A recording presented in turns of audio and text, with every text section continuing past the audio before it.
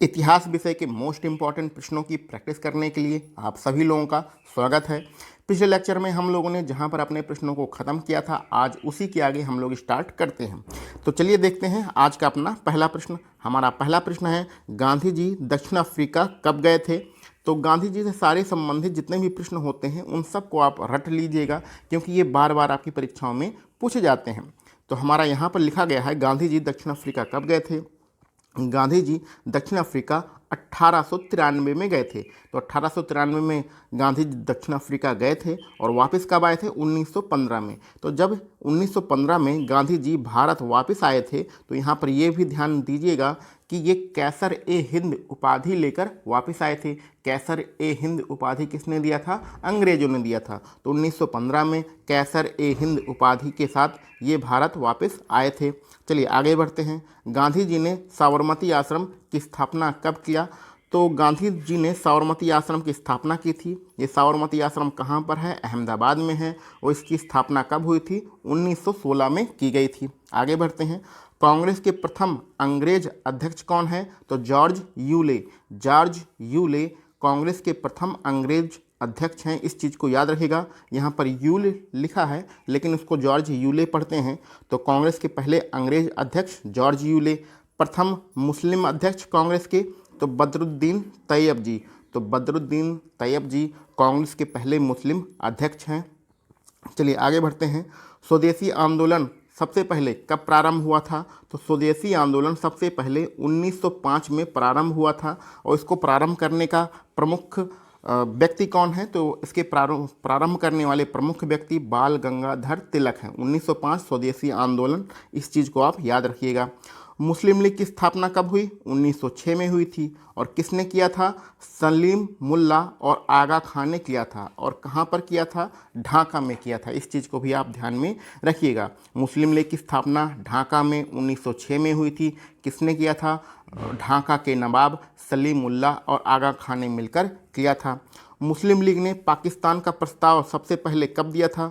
तो मुस्लिम लीग द्वारा पाकिस्तान का प्रस्ताव सबसे पहले 1940 में लाहौर अधिवेशन में दिया गया था। यहाँ पर ध्यान दीजिएगा, ये कांग्रेस का लाहौर अधिवेशन नहीं है, यह मुस्लिम लीग का लाहौर अधिवेशन है जो 1940 में हुआ था। और इसी अधिवेशन में पाकिस्तान शब्द का प्रयोग करते हुए पाकिस्तान की मांग की गई थी। पाकिस्तान शब्द के जन्मदाता कौन हैं? तो जो पाकिस्तान शब्द का सबसे पहले प्रयोग किया था चौधरी रहमत अली ने, इन्हें ही पाकिस्तान इस शब्द का जन्मदाता माना जाता है। पाकिस्तान के प्रथम प्रधानमंत्री कौन है? तो लियाकत अली पाकिस्तान के पहले प्रधानमंत्री थे। पूर्ण स्वतंत्रता की मांग कब की गई? तो यहाँ पर यह प्रश्न होना चाहिए था कि कांग्रेस के द्वारा पूर्ण स्वतंत्रता की मांग कब की गई? तो कांग्रेस ने 1929 में अपने लाहौर अधिवेशन में सबसे पहली बार पूर्ण स्वतंत्रता की मांग की थी। भारत की स्वतंत्रता की घोषणा किसने किया?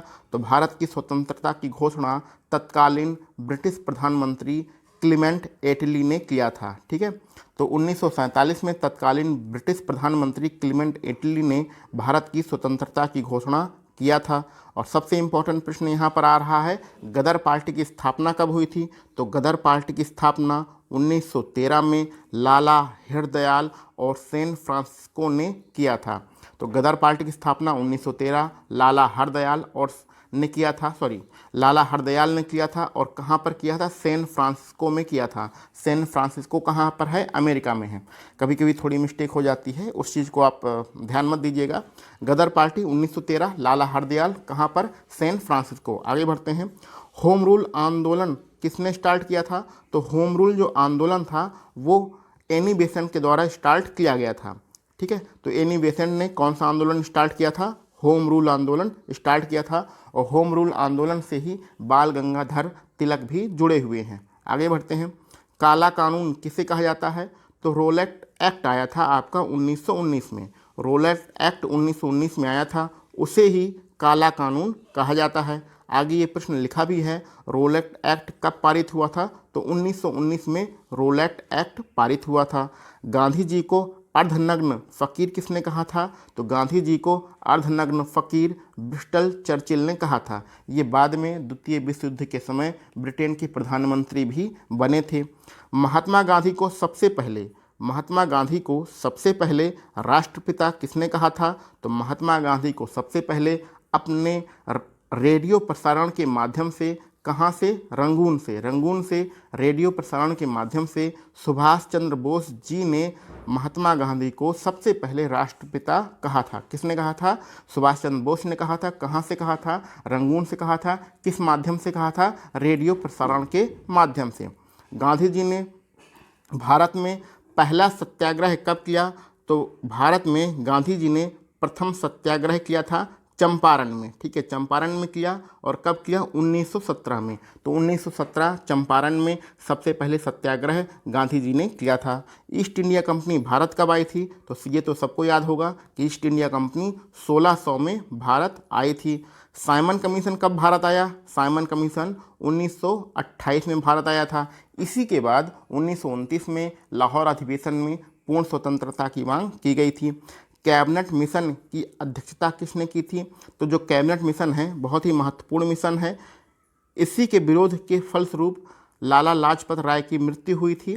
तो कैबिनेट मिशन जब भारत आया था तो इसमें 3 लोग थे, जिसमें एक अध्यक्ष और 2 सदस्य थे। तो जो अध्यक्ष थे उनका नाम है Lord Pethick Lawrence. Lord Pethick Lawrence cabinet mission के अध्यक्ष थे। बाज बहादुर कहाँ का शासक था? तो बाज बहादुर मालवा का शासक था।